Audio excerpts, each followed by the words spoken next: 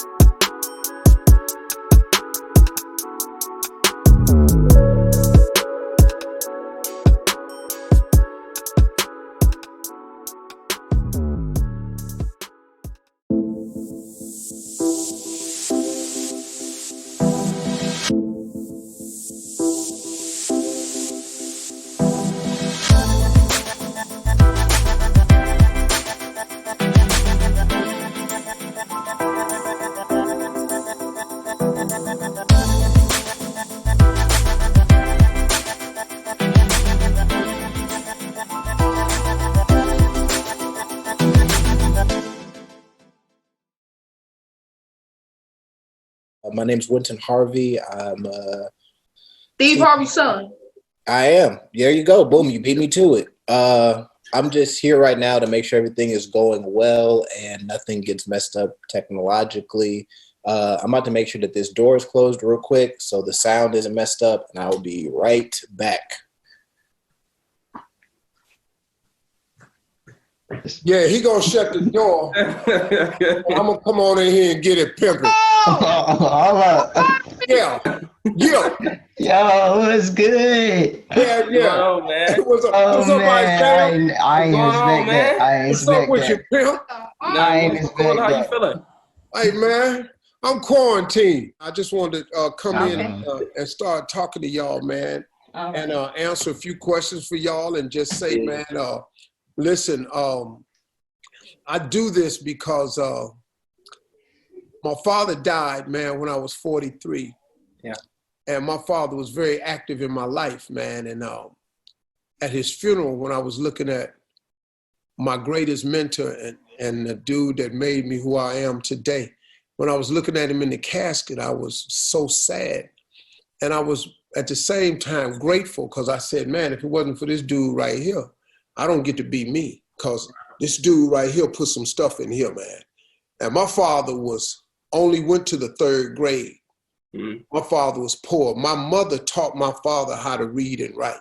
So my father was just this, but he poured some stuff into my head about work ethic. And then my mama taught me about faith. So them two things right there. But as he was laying in the casket, I said to myself, I said, man, what would I have been without a role model? What would I have been if this man had not affected me? And I would have been in trouble. Yeah. I would have been in a lot of trouble.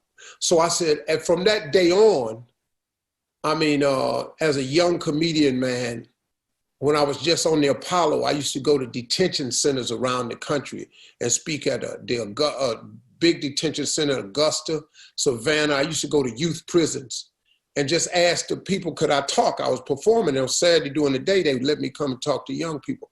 A couple of those kids have gotten out of the juvenile detention centers and went on to become teachers and coaches and stuff themselves. So I said, man, I got to take this to the next level. So I started my mentoring camp, and I meet young guys like yourself who are sometimes absent of fathers. And, you know, man, when you're absent of a father, man, I heard somebody say one time that when a boy's father is missing, he has a hole in his soul the shape of his father. And I said, man, maybe if I could get together some men who grew up fatherless themselves, but have turned out to be great men, if I could get them to mentor some of these young guys and help me put on a program to bring these cats to my camp and talk to them and let them meet mentors and men that they can exchange numbers with who are in the military, police officers, ministers, all types of dudes, entertainers. And maybe I can put these men in these young boys' lives and help them walk them through manhood, you see? So that's why I started this program. And so every now and then they find cats like yourself, Caden and Gavin, and we're going to talk to Isaiah, who I've known for years. How long I've known you now, Isaiah? Since I was 12. I'm 23 now. So man, this dude comes to the camp every year. Yep. Every year as a junior counselor helping me out, man. I've been knowing this dude a long time. And it's just good to see. I'm going to let him tell you a story in a minute. But let me start with you, Caden. How you doing? I'm excellent, sir. Yeah. How are you? 13? 14. 14? Oh, excuse me. You got to get that other number. Gotta get that other number. That's huh? So you got to be careful. Yeah, you need that other number. That move you up the food chain with them girls, see. Sometimes I say I'm 15. I know, man. But Got that Versace shirt on, get you a toothbrush and brush that mustache, make it grow quick. Hey, so Caden, let me ask you something, man. What's been on your mind, man? You in school? You doing pretty good in school? Yes, sir. Yes, sir. I've been doing pretty good in school. Pretty good. Okay, good. So you got any questions for me? Anything you want to ask? My first question, first of all, was I made some mistakes in the past because of others. My question is, should I still be close or friends with people that has convinced me or was trying to convince me to do something that was wrong or I am not interested in? Oh, absolutely not. Because those are not your friends. Anybody that's a friend of yours is not going to want to see you in danger. Anybody that's a friend of yours will try to save you from perilous situations. Anybody that's a friend of yours really wants the best for you. So if you got guys out there that's putting peer pressure on you to do some things that see, here's the deal, man. You know the difference between right and wrong, don't you? Sir. Of course you do. We live in an age now where it ain't that hard to figure out. Y'all got the internet. So I ain't had the internet when I was growing up.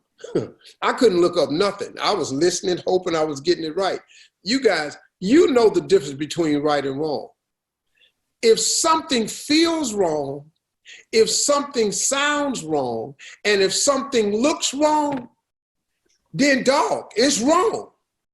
And if you go that way, you're going to be wrong too. So you have no obligation to try to remain friends with people who are trying to lead you down the wrong path. Let them go. I'm going to tell you a true story. I was in high school, man, and there's a teacher that taught me psychology. His name was Ray Davis. And he was a white teacher, man. We were all black high school. There were no white students at my high school. Glenville High School had no white students in 1972, 3, and 4. None. Wasn't no busing, nothing. We was hood. We was a tough school, man. And I was hanging out with two dudes who I can't say their names, but anyway, I was hanging out with two really bad dudes. This teacher came to my house. I was in the 11th grade. Came to my house at night. Everybody was looking at him get out the car. The little hoodlums and thugs started coming up the street, but he didn't care. He walked, he rang the doorbell. He didn't ask, could he come over? He just surprised. He sat my mother and father down and he said, your son, I can tell you right now, was raised the right way, but he's hanging with the wrong crowd. And he has potential written all over him. He said, this young man is going to be something special in this world. He said, I don't know what it is, but he's going to be something special. But if he don't get away from these two guys right here, they're going to lead him down the wrong path. And I was sitting there so tripped out because I said, man, this dude then came over here in my hood and man, this ain't nothing to play with. You can't come over here. And my father sat there and said, I appreciate you coming and telling me this. And he left, and my father talked to me. He said, son, now, you know, I was past the whooping stage, but my father would take his fist and punch me in my chest in a heartbeat. He said, because, you know, you're going to act like a man, then we're going to fight like men. And my father whooped my ass. I'm talking about, man, my father had hands, man. He was, rough dude, man. He said, but listen, I ain't gonna have to knock you out on this one. Because if you keep hanging with these boys, they're gonna ruin your life and you're gonna be in prison. Now, that changed my life and caused me to think, why am I hanging with these two dudes? Let me fast forward. Both of these dudes today is in prison doing life sentences. Both of them are in prison doing life sentences today. Today. I send money and put it on their books every now and then. You understand? Because I liked them, we was cool, but they was gonna lead me the wrong way. Had I gone that way, then I ain't sitting in this chair that I'm in. I ain't on TV. I don't travel the world. My dreams get put on hold. I never reach my potential. Everything is gone. You, Caden, cannot let people lead you the wrong way because God has a plan for you. See, let me tell you something. Let's think about this right here. Of all of the people in the world that I, Steve Harvey, could be talking to right now, how am I talking to the three of y'all? It's destined. God made it happen. Dog, come on, man. God got his hand on y'all. Yeah. Because he know there's something special about the three of y'all. That's how I've been in Isaiah's life, man, since he was 12. Since he was 12. That's why I'm in your life now, Caden. See, God, man, he got a plan for you. And it's something special. You know how many boys want to talk to me, man? You know how many boys want to come to my camp? You know how many boys wish they could ask me a question? But today it's you and the other little dude, Gavin, and Isaiah. I'm talking to three dudes. I'm going to talk to three dudes today. Yeah. I talk to over 7 million people a week on my radio show. 7 million people. They don't get to see me, ask me no questions, but it's you. So now you got to grab this moment, man. Yeah. And this has to be a turning moment for you. And you're going to have a lot of turning moments in your life, but you've got to turn yourself away from these dudes that's trying to lead you the wrong way. Let me ask you a question. If you could be anything you wanted to be, what would you be? I want to be an engineer or a computer programmer. I want to be successful. I want to own a company or a big establishment in my future. Wow. How much money you think you'd like to make? I don't know. Get my mom, my family straight, of course. I want to leave. I want to be wealthy. I don't want to just be rich. Okay, let me I want ask to you be a question. wealthy. How much you think you got to have to be wealthy? Just give me a number you think. If you had, how much money you I don't think? even know. Come on, let's think about it for a minute. According to my calculations. Yeah, that's what I want. There you go. Look it up. I'm trying to add this up. Yeah, add this 1 up. million, 1.5 million or more. Let me ask you a question. Can you think of anything you could do that somebody would give you $10 for? Yes. Jokes. Gavin, let me talk to you. What would you do, Gavin, that somebody would give you $10 for? You can go and cut somebody's grass. Okay, cool. $10. There we go. Caden, what could you do to get somebody to give you $10? Build something. Build something. All right. Now, this is what you got to do. If you know how to cut grass and you gifted at it, Yeah. if you're gifted at it, and you can really cut grass. I've told this story on my show a million times. I had a partner, man. We used to call him Clippers. I don't care what happened, man. Every time we went somewhere, he couldn't go. And we said, man, why you don't want to go? I got to cut Miss Jackson's yard. Now, he made $2 for the front and $2 for the back. That was $4. All he did, he cut grass, but he could cut patterns in your yard, man. We was kids about 13, but he was gifted at it. He made $4 a house, $2 for the front, $2 from the back. Sometimes they didn't have $4. He'd charge $3 for the front and the back. He live in Cleveland today. You know what he got? He got a landscaping company in Cleveland. You know what he do? He cut grass. You know how much Clipper make right now? All his contracts together, because he cut all of the malls, all of the companies. He got all of the big school contracts. He got 38 trucks on the road. And when it snowed in Cleveland, he cut their grass so good, he put snow plows on the front of the truck and he do all the snow removal. Clipper make $4 million a year gross in his landscape company. But you know what he do? He cut grass. Wow. Clipper stayed out of trouble. See, when all us was getting in trouble, getting in cars we wasn't supposed to getting our ass in trouble, Clipper stayed out of all that trouble. Clipper, all he did was cut grass. Clipper making $4 million a year cutting grass, man. You can't do none of that if you in jail. Yep.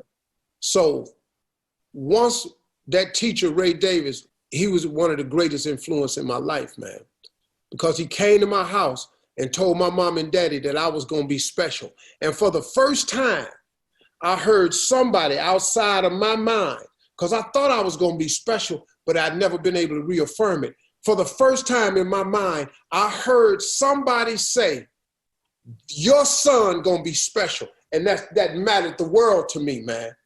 Just this one dude told me I could be special. Guess what?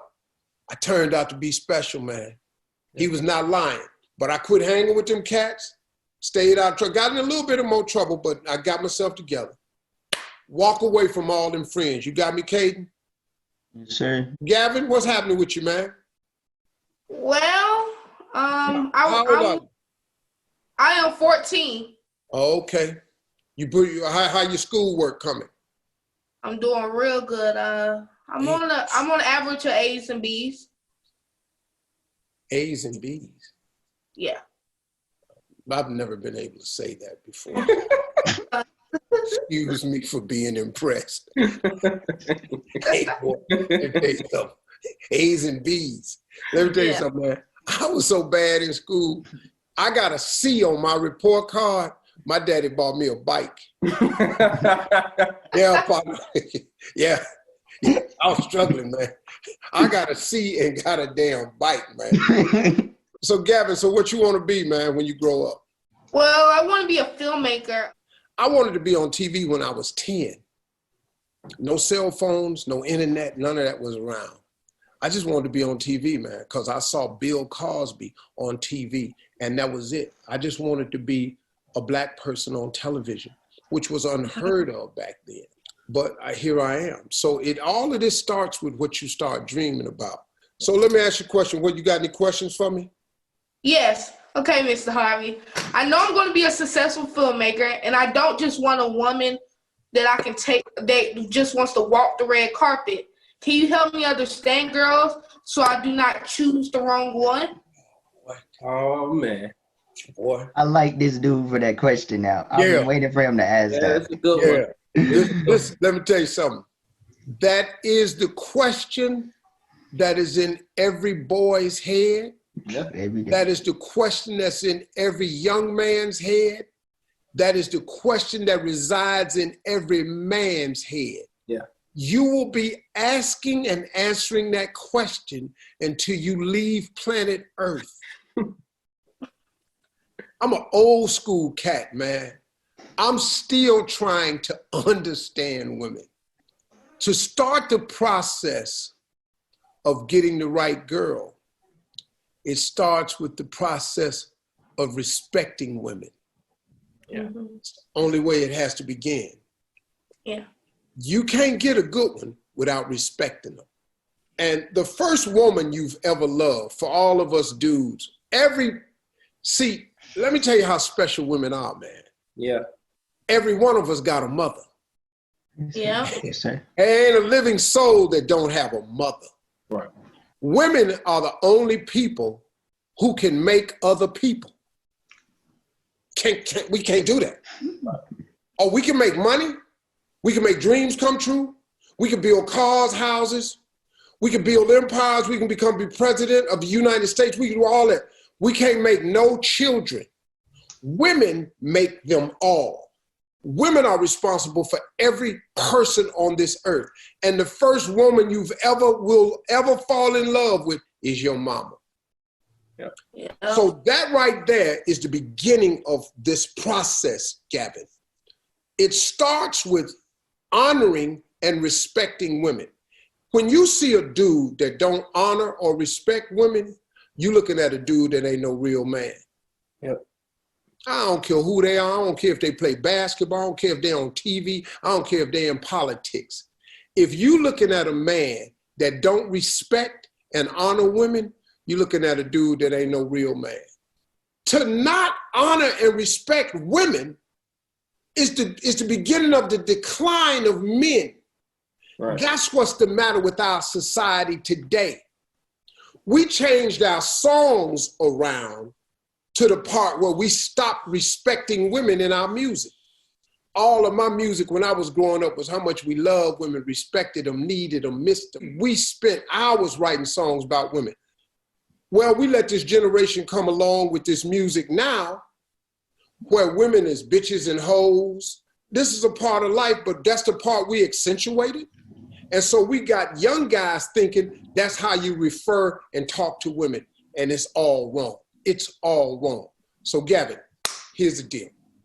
Okay. Once you start respecting and honor women, you are going to draw a respectable and honorable woman to you.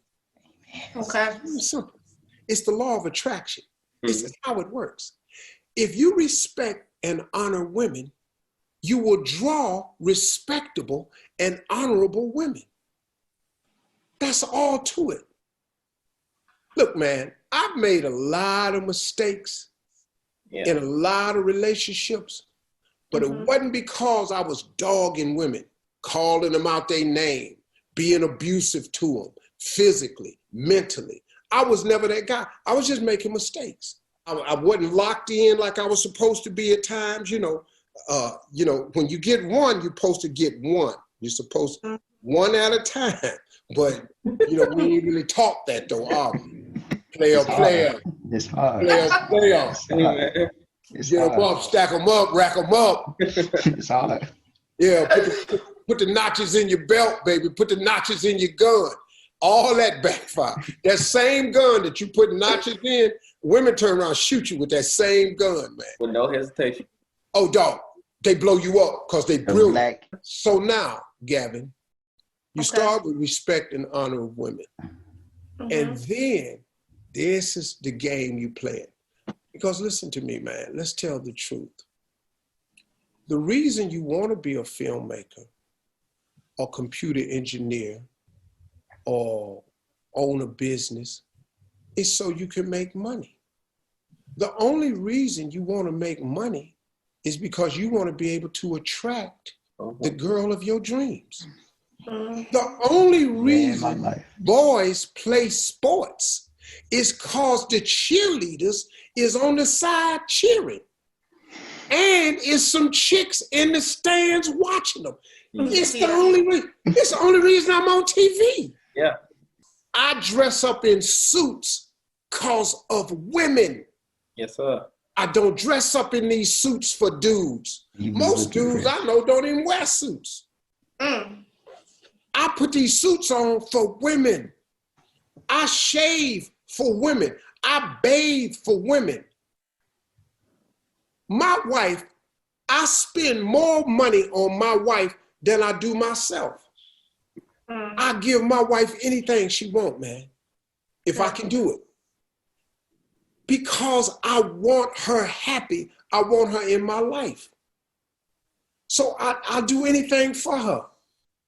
Don't ever be afraid to know that and be about that as a young man, because that's going to attract women. So you got to get yourself together. You want to attract women, the girl of your dreams, walk down that red carpet with, you got to get yourself together, man. You got to have your hair together. You got to have some swag. You got to dress together. You got to know how to talk to them. Psst, psst, hey, yo, hey, shorty. No. Hey, excuse me. What's your name? I don't mean to bother you, but it would mean a lot to me if you would just tell me your name. Bruh, I got a little animated video. Look it up on YouTube. I think I did it. I saw it last night. You feel me? Yeah. About when I met this girl in college and I didn't know what to say. Yeah. And I had to call my big brother. Yeah. Hey, dog, because I was in college trying to figure it out. Do you know something, Gavin and Caden? And Isaiah, you're going to be trying to figure this woman thing out till you die. Let me explain something to you, man.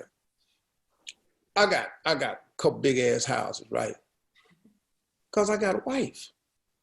If I didn't have a wife, dog, and there wasn't no girls out there, all I need is a room with a refrigerator in it and a flat screen TV. That's it. I would not take a bath every day. If it wasn't no women in the world, why I got to bathe? Ain't no girls. I hate my odor smell. It's weird. Right. Weird. And you don't want a girl to smell that, right? So you start taking care of yourself. Now, when you a little boy, you play all day. You ain't give a damn. But see, them girls, you done went to school now, and it's a girl. Now, let me ask you a question. I ain't going to put this on video. Caden, what's her name? Oh, the name. Oh, you found it out. No, I know it is. What's her name? She cheated on me, though, yesterday. That's okay, man. Get your head. It's all right. Yeah, it's I found it out like right after the little thing yesterday. Like I just checked my DMs and then boom, my homeboy texted me. Yeah. And then I texted her and then she said, "Oh, yeah, I did." It's weird. Oh, that's sad. Gavin, what's her name? Yeah. Isaiah, what's her name? There is no her at this current point in time. You know, there was a her. It's not no her at this current point in time. Yeah, I know, but you're trying something, though. Oh, yeah, always. See, fellas, y'all 14, 15, 13. He 23. I'm 63. I wake up every day to impress my girl. Yeah. That's what it is, man. This will never, ever leave your mindset. You go to school to get education, to get a girl. You're going to buy a brand new car to attract a girl. You're going to get you a banging watch so when a girl see it, she'll think, now your dude's going to think it's fly, but you don't really give a damn. Everything is about them girls. So your honor and focus of them is the most important thing. And then you will attract. Always be polite to women. Don't ever dog a chick. Yeah. Caden, the girl that cheated on you, just got to let it go. Don't call out her name. You ain't got to be cool with her no more. You know, when a person hurts you, you could forgive them. Y'all ain't got to talk no more. It ain't no major loss at 14, partner. So look, man, honor and respect is the best way. Get your education together. Make sure that that you stay on the right path, and you're going to attract the girl of your dreams. Now, you're going to make a few mistakes along the way. Definitely. You're going to think that you got the girl of your dreams, but together, y'all didn't work out. When you first saw her, oh my God, that's the one. When y'all got together, you found out it wasn't nothing. Yeah. You got to go through the process. You're going to get your feelings hurt sometime a little bit. You're going to try to laugh it off, but it really hurt. Yeah. Just go on and admit that it hurt, because it do. It's a process, man. Yeah. So you're going to be fine, Mr. Filmmaker. And when you're a filmmaker, the more together you get yourself, the more together of a woman you can attract. Yeah. All right? All right. So, Isaiah, let me talk to you for a second, man. Yes, sir. Tell me a little bit about your experience at the camp, what it meant to you. Well, first, Mr. Harvey, let me just say thank you. I just thinking about like a multitude of my experiences, just being in Chicago and sitting next to Dwayne Wade at the donation gala, or just being at the camp and the many people that I've been introduced to because of the camp. You know, Uncle Ricky or Uncle Blue, just all the people that have come into my life as a byproduct of, you know, this experience. And I just so thankful and honored to have this experience with you, Mr. Harvey. And, you know, the scholarship helped me get through school because I wouldn't have been able to go to school without it. And just being at Morehouse has allowed me to grow. Oh, that's right. That's right. Yeah. Oh, we got you through school, partner. Yes, sir. You know, me, my big brother Nick, like just all the people that have been in my life as a byproduct of the foundation. I'm just so thankful and I'm so grateful for you, for the work that you're doing, and for your. Oh, Nick was another dude at the camp. He went to Morehouse too. Nick Young, yes, sir. Yeah. Yes, sir. Frat brother. Yes, sir. So my experience at the camp, I actually didn't even, and you know, when Mr. Harvey was talking about a plan that God has in your life, I didn't qualify for the camp because I was actually 12 at the time.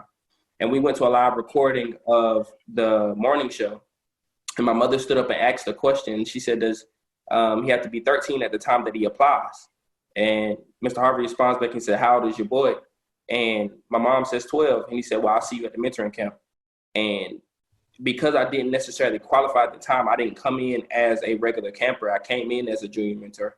And it was a lot of responsibility at 12 years old that I had to really like assume. And just year after year, things just, you know, they blew up. Like, especially one year, Mr. Harvey saw me out there by the lake that's on the ranch. And he took me with him. We spent the whole day together. We went out to several parts of the ranch that a lot of people don't see. We just spent a lot of time together. He imparted a lot of wisdom in my life. And just a lot of things, the reason why I am the man who I am, I come as a byproduct of working with the foundation. Reason why I want to do the things that I want to do, like nonprofit work here in Atlanta, or like my motivational speaking that I do, and like me teaching in the classroom. A lot of the principles of manhood that I do know come from my parents, and it come from the Harvey Foundation. So I just can't say thank you enough. Wow. See, this is like important for me, man, because, you know, some of these cats that come through the camp, I'm able to stay in touch with a lot of them, man, like Isaiah and Nick and a lot of boys, man, that have come through there. They in the military, man. Kendall's an engineer. Yep. What are you doing now, Isaiah? I'm actually a teacher at Long Middle School. So the young man that you had on last week, he's a 7th grader at the school that I teach at. So. Oh, really? Yes, sir. So I'm a teacher at Long Middle School, and I'm also getting my master's in the arts of teaching. I have a podcast that's called Young Christian and Crazy, and I do motivational speaking around the state of Georgia. Wow. See, that for me, man, it just lifts me because, you know, you put this work in. I know how important that camp is to these boys. Yeah. I know that we take 12 and 13-year-old boys, 14, 15 through 18, and a lot of them, when they hear this stuff coming from another man, because a lot of young dudes grow up with no fathers in their life, and they grow up with their mother, grandmother, aunts, and for the first time, they're hearing a black man tell them, I love you. Right. I love you, man. Because there's a lot of that count. A lot of these military men who grew up with no fathers, they take these boys under their wings, give them their number, and they walk away and they mentor them all the way through life. Like you was talking about Uncle Ricky and Uncle Blue. These two of my best friends, but they took you under their wings. They took Nick under their wings, and they walked y'all through the process. So when you needed somebody to talk to, you had somebody you could talk to. I mean, look, man, we done went to colleges and gotten boys out of trouble, man. We've negotiated deals for boys because we know how it is, man. They take these black boys and they try to jam them up in the legal system and throw them out and throw away the key. No, man, you can't do our boys like that. We got powerful people. See, I call my frat brothers, I call Benjamin Crump, and we go get these boys. And we just take these dudes, man, and once you come to the camp, we don't let you go. I was mentoring the dude, Big Nate. I'm his mentor. Big Nate called me the other day. You remember Big Nate was at the camp? Yes, sir. Yeah. Quiet. Nobody talked to him. He was real quiet. Yep. Just a big dude, man. He just texted me the other day. He in quarantine. He done got bored. He done shaved his head. So now he got razor bumps all over his head and his neck is burning and he don't know how to stop it. He called me, Mr. Harvey, Man, I've shaved my head in quarantine, man. I got these razor bumps. I can't even turn my neck. It's just burning. I send him everything to do. You know, and we just got these boys, man, and we help them through life, some things that their mother can't help them with. Right. So this is what we're going to do. First of all, I want to thank a couple of sponsors, man, here who always are with me along the way. First of all, Chick-fil-A. Chick-fil-A is great to us at that camp, man. We changed a lot of boys down at that camp, the Chick-fil-A Ranch. And Coca-Cola. Coca-Cola is helping us out a great deal. My man Quentin over there at Coca-Cola and a few other people. They're just some of the dedicated partners for my mentoring camp. So I want to thank Chick-fil-A and Coca-Cola. So now here's what I'm going to do. So for Caden and for Gavin, I need your undivided attention.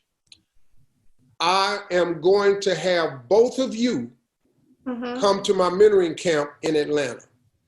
I'm going to fly you down with you and your chaperone, your mom, or whoever comes with you. Got to be a legal guardian of some type. And here's the big one. Okay.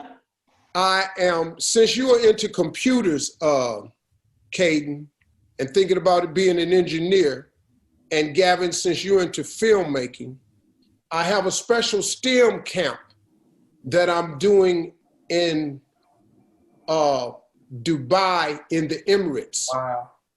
Dubai in the Emirates. Wow. Yeah. Yeah. One of my favorite cities in the world. So I'm going to fly both of you with me and a lot of other boys and girls over to Dubai in the Emirates. Oh my God. Yeah. Hey, I've been praying for this. Atlanta. And y'all got to get a passport, man. So start working on it. You got to get a passport. Yeah, well, you got to, if you ain't got one, you got to get one. Thank you for this opportunity. Yeah. I'm very grateful. At 14, I had never even been on a plane. First time I got on a plane, I was 16. I got on the plane when I was 12. That was the first time I got on it. Mine was 5. But listen to me, fella. Acorns is also going to fund an investment account for each family for $200. Acorns is a wonderful app. Look it up, man. It's a tremendous way to invest and save. It's just great. And we're going to start your families off with a $200 fund for each one of your families. Thank you. And then for each one of your mothers, all of your moms, since Mother's Day is coming up, I'm going to give all the moms a $250 Target gift card for Mother's Day. Wow. Okay? So now, let's go down this one more time. We're coming to the camp. As soon as this stuff break up, we can travel again. We're going to do the camp. And then I want you all to come with me to the STEM program that we're doing in Dubai in the Emirates at the end of the year. The Emirates is one of my favorite conglomerations of countries, man. It's just it's a beautiful place. Very beautiful. The people are beautiful. The people are so warm and kind and sharing. And they heard my idea about this program, and they got with Paige and this wonderful people over in Dubai, and they decided to fund this entire thing. Wow. And you just cannot find people that warm, especially for us. Yeah. You know what I mean?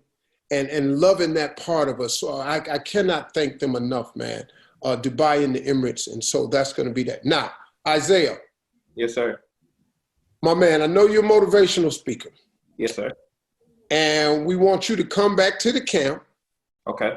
Which you always do anyway. And I want you to motivate the next generation of leaders. I want you to be one of the keynote speakers at the camp. This is going to be big for you, man, because you started at this camp. And then what we're going to do is I'm also going to give you a grant to start your nonprofit. We're going to give you a grant for $5,000 to start this nonprofit, man, so you can get it off the ground. God is good, man, all the time, man. Y'all some bad boys. I wish I had. Thank you so much. Oh, wow. Thank you. It's amazing. Yeah, man.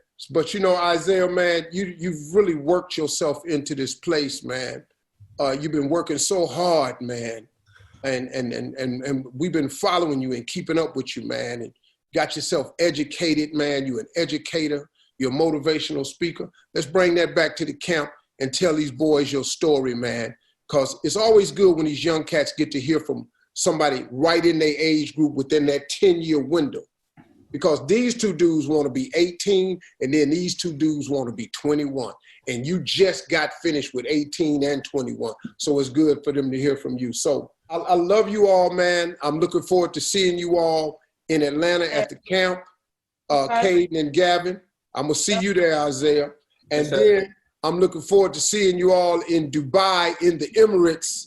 Yes, yes, sir. The most baller city on earth, baby. When you go there, hey man, let me tell you how good this is, man. It's such a peaceful place, man. They are such beautiful people, man. And when you go there, be open. See, listen to me, man. Don't ever be closed-minded. Don't listen to propaganda that you hear from this country about other countries. Yeah. There is some places on earth that are absolutely wonderful that are not inside the United States. Yeah. And there are some brilliant people around this world. And until I started traveling, I didn't know. And so I know y'all are appreciative, man. I know you're going to make me proud over there. So I love y'all, man. Stay focused. Yes, sir. Stay focused until I see y'all. Yes, sir. All right? Yes, sir. Don't blow this.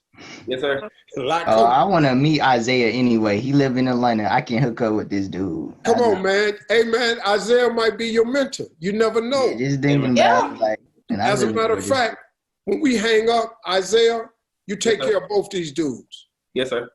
Cool. I ain't even got to ask. I already know. See, we done poured enough into him where he poured back. See, I taught him how to fish. Yeah. I didn't give him a fish sandwich. I taught him how to fish. Yeah. And just like Jesus had men who were fishermen of men, that's what we looking for. Yeah. We looking for disciples to come out of that camp and become fishermen of men. All right, man. I love y'all. I'll talk to y'all, okay? love you too. All right. Yeah. I'll talk to y'all, man. All right, Mr. Harvey. I love you.